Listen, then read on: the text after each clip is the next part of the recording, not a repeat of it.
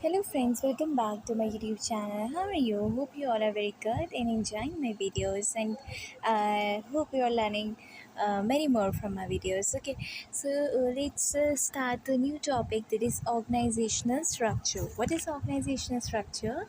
It can be when the managers are performing organizing function, because the managers किसी भी organization में organizing function perform करते हैं तो automatically क्या होता है, एक organization structure create होता है ना, ठीक है, which give the job position authority responsibility, जो कि क्या है, डिफरेंट डिफरेंट एम्प्लॉयज़ ऑर्गेनाइजेशन में जो वर्क कर रहे हैं उनको क्या देता है, जॉब्स देता है, उनको जॉब्स देता है और उनको कुछ अथॉरिटी देता है टू मेक डिसीजंस, ओके, कुछ रिस्पॉन्सिबिलिटीज़ देता है।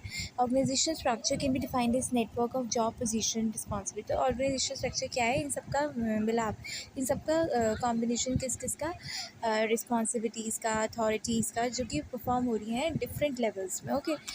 और it can be called as a framework with in which manager and operation task का परफॉर्म, और हम उसको एक वो स्ट्रक्चर कह सकते हैं जहाँ पे मैनेजर और जो भी ऑपरेशन, मतलब ऑपरेशन मीन्स जो भी एक्टिविटी कैरी ऑन हो रही है ऑर्गेनाइजेशन में, वो टास्क परफॉर्म हो रहा है, ठीक है। Next, it specifies relation between people, work and resources. और ये पीपल, लोगों के बीच में, लोगों के बीच में और रिसोर्सेज के बीच में, मतलब सब पीपल, वर्क और रिसोर्सेज सब ऑर्गेनाइजेशन मिलके बनाते हैं ना, तो इन सब के बीच में भी क्या रिलेशन है ये भी स्पेसिफाई करता है, ठीक है। पीपल जो है वर्क करेंगे, वर्क होगा तो रिसोर्सेज भी यूटिलाइज होंगे और गोल्स भी अचीव होंगे, है ना। Next, span of management. Span of management give shape to the organisation structure. और ये ऑर्गेनाइजेशन स्ट्रक्चर जिसमें सारी एक्टिविटीज़ परफॉर्म हो रही, सारी टास्क परफॉर्म हो रहे हैं, मैनेजर ऑपरेशन सब एक्टिविटीज़ का एक फ्रेमवर्क है ऑर्गेनाइजेशन स्ट्रक्चर, है ना। तो इसको शेप कौन देता है, स्पेन ऑफ मैनेजमेंट इसको एक शेप देता है, मैनेजमेंट की वजह से हो रहा है सब प्रॉपर, ठीक है। तो स्पैन ऑफ मैनेजमेंट का मतलब क्या होता है कि जो कौन कितने एम्प्लॉयज़ और सबॉर्डिनेट्स जो हैं वो एक मैनेजर मैनेज कर रहे हैं, ठीक है। एक मैनेजर होता है मेन, जो कि जिसके अंदर सारे सबॉर्डिनेट्स और सारे एम्प्लॉयज़ काम करते हैं, ठीक है। तो वो कैसे मैनेज कर रहा है, and how many subordinate and one, और एक सुपीरियर के अंदर, superior mean that manager only, ठीक है, जो कि सबके साथ डील कर रहा है, तो वो कैसे मैनेज कर रहा है उन सबॉर्डिनेट्स को, ठीक है। With the authority and responsibility relationship establish and organising process and the manager must keep in mind the span of. तो जब अथॉरिटी एंड रिस्पॉन्सिबिलिटी ये सब चीज़ें बांटी जाती हैं, तो क्या है कि मैनेजर्स को दिमाग में रखना चाहिए कि span of span of control, उनको दिमाग में रखें। स्पैन ऑफ कंट्रोल मीन्स कि कैसे मैनेजर को एक सबॉर्डिनेट को मैनेज करना है, ठीक है, कैसे उसको क्या रिस्पॉन्सिबिलिटीज़, क्या टास्क देने की अथॉरिटीज़ देनी है, ठीक है। तो then the managers must keep in mind the span of control and the span of control depend upon, ठीक है। स्पैन ऑफ कंट्रोल को उसको दिमाग में रखना चाहिए सब करते वक्त, और स्पैन ऑफ कंट्रोल जो है वो किस चीज़ में, किन एक्टिविटीज़ में डिपेंड है, किस में डिपेंड है, capacity and intelligence level of manager, ठीक है, कि मैनेजर्स का इंटेलिजेंस लेवल क्या है उसके हिसाब से, और उसकी कैपेसिटी के उस हिसाब से तो उनको टास्क और अथॉरिटी दी जाएगी।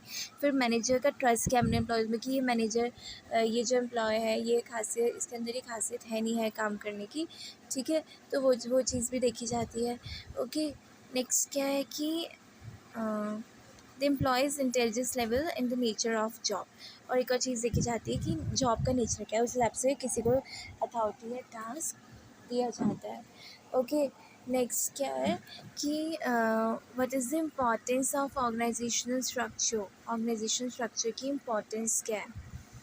Structure organise properly all the operation of business and ensure better flow. इससे क्या कम्युनिकेशन का फ्लो सही रहता है, मतलब जो भी हमें अपने क्योर्स कन्फ्यूजन्स किसी भी सबॉर्डिनेट को सुपीरियर से क्लियर करने वो कर लेगा, क्योंकि हर एक्टिविटी वेल ऑर्गेनाइज है, प्रॉपर सबॉर्डिनेट्स हैं, प्रॉपर अथॉरिटी डिस्ट्रीब्यूट है, तो किसी भी चीज़ में कोई कन्फ्यूजन नहीं होगी, ठीक है।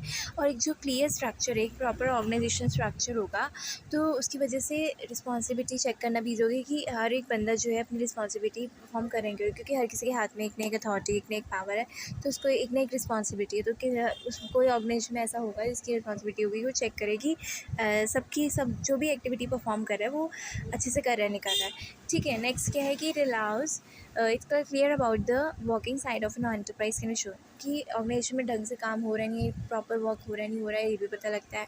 नेक्स्ट है it allows correlation, correlation coordination on physical, और इन सब ये सब चीज़ रिसोर्सेज क्या क्या चीज़ें हैं, ह्यूमन, फिजिकल एंड फाइनेंशियल, इन चीज़ों के बीच में प्रॉपर कॉर्डिनेशन बना रहता है। ह्यूमन जो है वो फिजिकल और फाइनेंशियल रिसोर्सेज का प्रॉपर यूटिलाइज़ करके, प्रॉपर यूज़ करके ऑर्गेनाइजेशन के गोल्स को अचीव करता है। ठीक है, फिर clearly defines the level of management and the span of control in the organisation से स्पैन ऑफ कंट्रोल कितना है किसी भी मैनेजर का सबॉर्डिनेट्स के लिए, और क्या लेवल है मैनेजमेंट का, ये सब डिफाइन करता है एक प्रॉपर ऑर्गेनाइजेशन स्ट्रक्चर।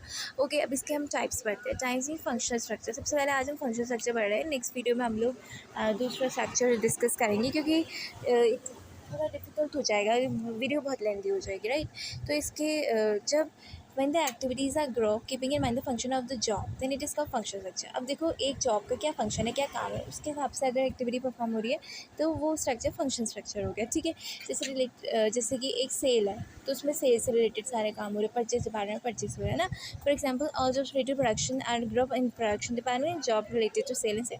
तो जितनी भी प्रोडक्शन से जो भी चीज़ें हैं, क्या रॉ मटेरियल अरेंज करना, कितना प्रोडक्शन करना, कितनी यूनिट्स करनी, वो सब प्रोडक्शन डिपार्टमेंट के अंदर आ गई। ठीक है, अब आगे सेल डिपार्टमेंट के अंदर। ठीक है, सो ये सब क्या था कि ये सब चीज़ें थी। नाउ इसके एडवांटेजेस पढ़ते हैं। जब एक्टिविटीज़ को ग्रुप किया जाता है according to type of function then all the activities are related. अब देखो फंक्शन के हिसाब से डिस्ट्रीब्यूट किया कि ये फंक्शन से ये काम होना है, तो सारी जो काम होता है वो उस फील्ड, क्योंकि वो बंदा एक ही काम बार बार परफॉर्म करता है, वो उसमें स्पेशलाइज भी हो जाता है। सो तो स्पेशलाइज के लिए हायर सुपरवाइजर और स्पेशलाइज हायर किए जाते हैं कि एक्टिविटीज़ को देखने के लिए। ठीक है, उसी डिपार्टमेंट में एक ना एक स्पेशलाइज होगा देखेगा, तो ये स्पेशलाइजेशन भी होता है इससे। ठीक है, एक ना एक बंदा स्पेशलाइज भी हो जाता है उस फील्ड में। ठीक है, क्योंकि एक ही टास्क से रिलेटेड काम हो रहा है तो वो भी स्पेशलाइज होते हैं और स्पेशलाइज को हायर भी किया जाता है। ठीक है, सुपरवाइज करने के लिए, देखने के लिए कि काम उस वाले डिपार्टमेंट में कैसे हो रहा है काम। ठीक है, supervisor become similar with the type of task we perform. और सुपरवाइजर क्या है कि उसको भी बार बार एक ही फंक्शन से रिलेटेड काम करना है, कोई अलग काम तो नहीं करना है। तो क्या होता है कि वो उसी टास्क को अच्छे से परफॉर्म कर लेता है और वो उससे क्या हो जाता है, फैमिलियर हो जाता है। मतलब उसको डिफिकल्ट नहीं लगता है काम करना, because all task related one function only is can supervise and guide the employees और परफॉर्म। ठीक है, एक से ही काम है, तो वैसे ही गाइडेंस देता रहेगा, जो जो एम्प्लॉयज़ काम करें उनको उस हिसाब से रोज़ वही गाइडेंस देता रहेगा। तो डिपार्टमेंट फॉर्म एंड फंक्शन है इंटरडिपेंडेंट, और ये सब जितने भी डिपार्टमेंट्स फाउंड होते हैं एक दूसरे पर सेल परचेज में डिपेंड होता है, परचेज सेल पर डिपेंड होता है। ठीक है, जिससे कि मतलब एक डिपार्टमेंट की जो काम हो रहा है वो दूसरे डिपार्टमेंट की परफॉर्मेंस पे डिपेंड करता है। अगर परचेज डिपार्टमेंट में काम होगा तभी तो सेल होगी ना, तभी तो सेल के लिए प्रोडक्ट तैयार होगा, है ना।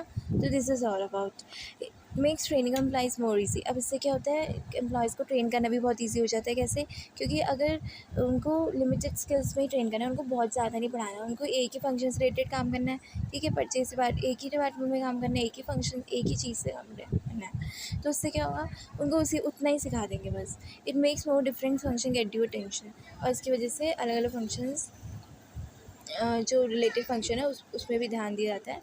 डिसएडवांटेजेस क्या हैं कि डिपार्टमेंट जो हो जाता है वो अपने आप में ही बस परफेक्ट है, अपने आप में ही स्पेशलाइज हो जाता है, वो पूरी ऑर्गेनाइजेशन को दिखते है, तो उससे ऑर्गेनाइजेशन गोल को अचीव करना मुश्किल होता है। ठीक है, वो पूरे अपने को ही लेके चलता है, बस वो सोचता है मैं ही इसका एम्पायर हो गया हूँ। ठीक है, in the coordination degree result in delay of decision. और कभी कभी उनके बीच में कोऑर्डिनेशन अच्छा नहीं हुआ, तालमेल अच्छा नहीं हुआ, उसका कम्युनिकेशन फ्लो ऑफ कम्युनिकेशन अच्छा नहीं हुआ, तो उसकी वजह से डिसीजन भी लेट आएगा। ठीक है, डिसीजन मेकिंग में भी डिले हो जाएगा।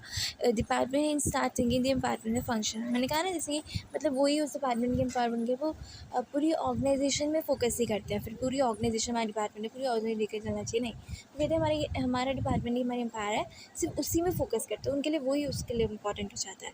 ठीक है, in this lead to conflict, और उसमें डिफरेंट डिफरेंट डिपार्टमेंट फिर लड़ाई भी हो जाती है, वो कहते हैं मेरा ही आगे हो सकता है, तो इससे लड़ाई भी हो जाती है। तो एम्प्लॉयज़ के training of one function only that is department to which they belongs to they can.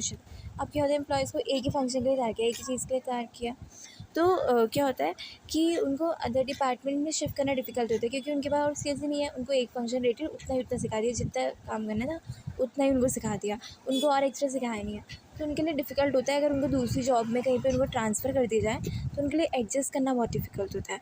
Okay, so this was all about organisation structure and it type. Okay, tomorrow I will explain you next type of the organization structure, that is divisional structure. Okay, so video will become too long now, you will not find it interesting to learn, it will make you a little bit boring. Okay, so This is enough for today. So please, if you like my video, if you have understood something from my video, so please do comment so that I can come to know whether you get it my points or not. Okay, so thank you.